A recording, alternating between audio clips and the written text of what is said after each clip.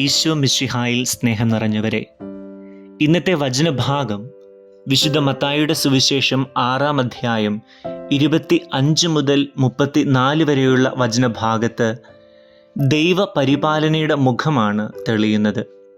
ദിവസം മുഴുവൻ പണിയെടുത്ത് ക്ഷീണിതരായ തൻ്റെ ശിഷ്യർക്ക് പ്രാതലൊരുക്കി കാത്തിരിക്കുന്ന ഗുരു കരുതലിൻ്റെ മുഖമാണ്. നാം ചോദിക്കുന്നതിന് മുൻപേ നമ്മുടെ ആവശ്യങ്ങൾ തിരിച്ചറിയുന്ന നല്ല പിതാവ്. ഈ ലോകത്തിൻ്റെ നേട്ടങ്ങളിലും ഇഷ്ടങ്ങളിലും കുടുങ്ങിപ്പോകാതെ ദൈവത്തിൻ്റെ നീതിയും ദയയും കരുണയും സ്നേഹവും തിരിച്ചറിഞ്ഞ് ജീവിക്കുവാൻ നമ്മെ ക്ഷണിക്കുന്ന നല്ല ദൈവം. ആയതിനാൽ നമ്മുടെ ഉദ്ദേശം ദൈവത്തോട് ചേർന്ന് ജീവിക്കലായിരിക്കണം. നമ്മുടെ ഹൃദയത്തിൽ ദൈവത്തെ നിറയ്ക്കുമ്പോൾ, അവൻ്റെ വഴിയിൽ നടക്കുമ്പോൾ, അവൻ നമ്മുടെ ജീവിതത്തിലെ എല്ലാ നിമിഷവും നന്മയായത് നടത്തിത്തരും.